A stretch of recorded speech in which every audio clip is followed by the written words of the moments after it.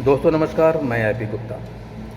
आज मैं आपके सामने चर्चा करूंगा RSS के सरसंघ संचालक आदरणीय श्री मोहन भागवत जी का और देश के प्रधानमंत्री माननीय श्री नरेंद्र मोदी जी का, और साथ में चर्चा करेंगे अंत में जमुई जिला के अनुमंडल पदाधिकारी सुश्री प्रतिभा रानी जी का। आइए शुरुआत करते हैं संघ के सर संचालक श्री मोहन भागवत जी के उस व्याख्यान का कुछ शब्दों पे। आपको पता होगा कि व्याख्यान का पॉजिटिविटी व्याख्यान का एक श्रृंखला चला है जिसमें देश में फैले नकारात्मक को सकारात्मक कैसे बदला जाए, इस पे लोग चर्चा करते हैं।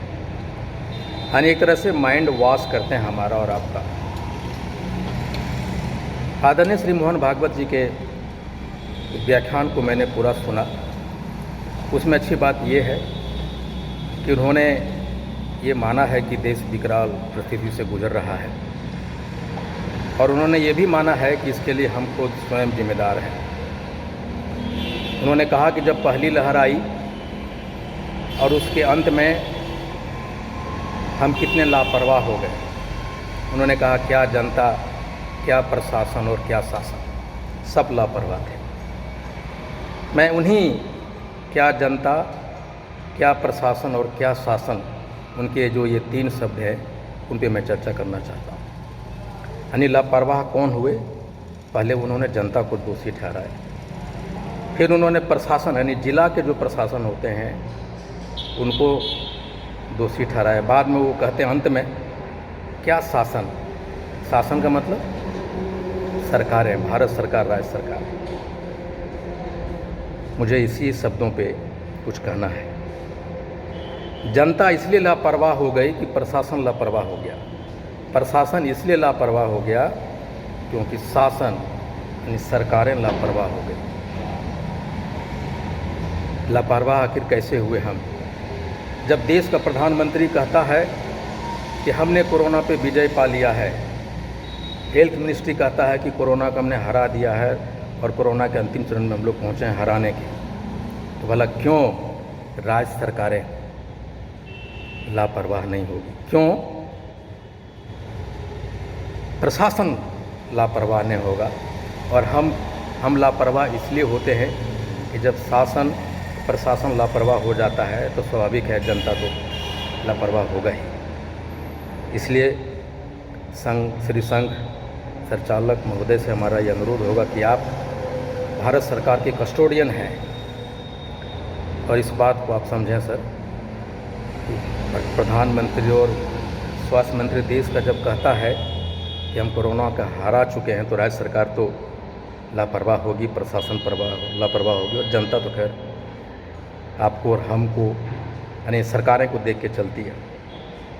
दूसरा है कि देश के प्रधानमंत्री अपने भाषणों में आजकल कहते हैं कि 100 साल यानी एक शताब्दी में आने वाली महामारी। इसका मतलब समझते हैं आप? इसका मतलब क्या? एक शब्द में जब कह देते हैं कि 100 सालों में आने वाली महामारी, यानी पिछले 400 साल के बात करें तो हर एक 100 साल के बाद एक महामारी आया है। और इसके पहले जो महामारी आया था 1918 में आया था और 1920 में वो ख़त्म हो गया था। उस महामारी में 1,80,00,000 भारतीय मारे गए थे इस स्पेनिश फ्लू का। उस समय उतनी संसाधन हमारे पास नहीं था, देश उतना सशक्त नहीं था, आज़ाद भी नहीं हुआ था। यानी वो कहना चाहते हैं कि हम क्या करें, ये तो हर एक शताब्दी के बाद ये महामारी आता है तो आ गया, इसमें प्रधानमंत्री क्या करेगा, इसमें वो कहना चाहते हैं। लेकिन 2020 में महामारी आया था सर। 1920 में तो ख़त्म हो गया था स्पेनिश फ्लू, और जब 2020 में आया था तो आपको पता था, सारे लोग आपको चेता रहे थे कि दूसरा लहर भी आने वाला है, तीसरा भी आने वाला है। आप ये कह के कि 100 शताब्दी में आने वाले ये महामारी एक बार आता है, आप बच नहीं सकते। जब आप विपदा होती है ना किसी परिवार पे, तो किसी समाज पे, किसी विपदा में ही किसी एक व्यक्ति का उसका बेस्ट यानी व्यक्तित्व का ऊपरी क्षमता यानी समस्त क्षमता का परिचय देता है एक आदमी। लीडरशिप वही होता है जब आपातकाल में आप कितना अपनी नेतृत्व क्षमता को दिखा सकते हैं, वही लीडरशिप कहलाता है। और आज जब आपकी ज़रूरत है तो आपने अपने हाथ खड़े कर दिए हैं और सारा चीज़ राज्यों को ऊपर छोड़ दिया है। ग्लोबल टेंडरिंग कीजिए, यानी बिहार सरकार भारत में बंद रहे एक ही कंपनी से एक दर पे लेगी तो केरला दूसरे दर पे और बंगाल दूसरे दर पे। बंगाल की बात आ गई, वहाँ लॉकडाउन लगा दिया गया है और उसमें वहाँ के राज्यपाल माननीय धनखड़ साहब वो दौरा कर रहे हैं, मोटरसाइकिल पे चढ़ रहे हैं। कहाँ जा रहे हैं वो? हिंसा से प्रभावित क्षेत्रों में, यानी कोरोना से उनको कोई लेना देना नहीं है। बंगाल के हिंसा कहाँ कहाँ हुआ उसका वो दौरा कर रहे हैं। अंत में हम कर रहे हैं जम्मू के एसडीएम सुश्री प्रतिभा रानी जी का, एक सिंगल प्रशासक जमुई में कितना परिवर्तन ला सकता है इन्होंने साबित किया है। उन्होंने प्रशासनिक क्षमता का परिचय दिया है कि इस आपदा में जितनी कुशलतापूर्वक उन्होंने ज़िले को हैंडल किया है, एक महामारी को हैंडल किया है, और एक स्वच्छ और कुशल प्रशासक के रूप में सुश्री प्रतिभा रानी जी ने दिखाया, हम उनके काबिल हैं। जमुई आपका कायल है। मैं देख रहा हूं कि बहुत सारे कॉल आ रहे हैं, बहुत सारे लोग बोल रहे हैं कि मैं अकोनी की बात कर रहा हूं, मैं खुद अपने की गांव की बात कर रहा हूं। अन्य जहां भी मैंने प्रतिनिधियों से बात किया है, मैंने ये पाया है कि वैक्सीन के प्रति लोग आज भी लापरवाह हैं और आज भी डर से नहीं ले रहे, यानी rate of refusal of vaccine बहुत हाई है। मैं दूसरा डोज ले चुका हूँ, इसलिए मैंने कल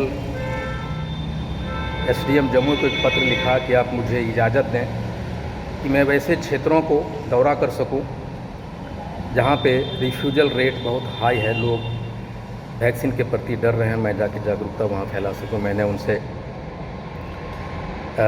एक अनुरोध किया है, चिट्ठी लिखा है। आपको बताते चलें कि तेल अवीव इजराइल का एक ऐसा शहर है जहां 60% लोगों को वैक्सीनेट किया गया है और वहाँ 1 लाख में 5 लोग ही संक्रमित पाए जाते हैं आज के डेट में। उसी तरह न्यूयॉर्क चले जाइए, वहाँ 50% वैक्सीनेशन ख़त्म हुआ है और वहाँ 15 लोग 1 लाख में आ रहे हैं। दिल्ली में 20% लोगों को वैक्सीनेशन किया है, 200 लोग आ रहे हैं, 120 या 150 लोग आ रहे हैं। गोवा में 20% हुआ है, 1 लाख में 200 लोग आ रहे हैं। यानी वैक्सीन लेने से ये संक्रमण का दर बहुत तेज़ी से घट रहा है। इसलिए दोस्तों डरिए नहीं, वैक्सीनेशन ज़रूर लीजिए, वैक्सीन ज़रूर लगवाइए। इससे आप और आपके परिवार और हम सब सुरक्षित होंगे, देश सुरक्षित होगा, आपका मोहल्ला सुरक्षित होगा। इजराइल और फ़िलिस्तीन या हमास कहें, उसके विरुद्ध में जो अभी हिंसा का दौर जारी है, कि आपको पता है कि 10,000 भारतीय इजराइल में बंकरों में अपने जीवन को व्यतीत कर रहे हैं। मेरी संवेदनाएं उनके प्रति है और मैं ईश्वर से दुआ करता हूं कि जो हमारे भारतीय बैंकर में छुपे हुए हैं, अपने जीवन यापन कर रहे हैं, उनके साथ ईश्वर खड़ा हो। और साथ ही मैं ये भी कहना चाहूँगा जाते जाते कि गुजरात में 2020 में यानी 1 साल में जो मृत्यु प्रमाण पत्र जारी किए गए थे गुजरात सरकार के सारे ज़िलों में, उसका करीब 50,000 से ऊपर था। लेकिन अभी 71 दिनों में एक अखबार वहाँ का छापा है कि 30 ज़िलों में जब उसने सर्वे किया और सूचनाएं जो ज़िला से प्राप्त किया, तो महज 71 दिन में 1,50,000 से ऊपर मृत्यु प्रमाण पत्र इशू किए गए हैं।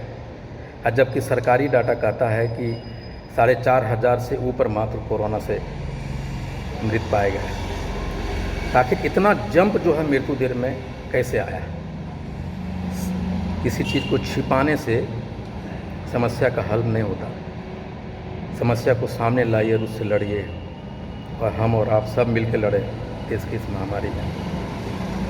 आज के श्रृंखला में इतना ही दोस्तों, हम लोग फिर आगे बात करेंगे। फिर मैं एक चीज़ों के साथ में आऊँगा और मैं अनुरोध करता हूँ सुश्री प्रतिभा रानी जी से कि आप मुझे अनुमति दें कि मैं अपने ज़िले में वैसे क्षेत्रों का दौरा कर सकूं और लोगों को वैक्सीन लेने के प्रति जागरूक कर सकूं। बहुत बहुत धन्यवाद। Thank you very much.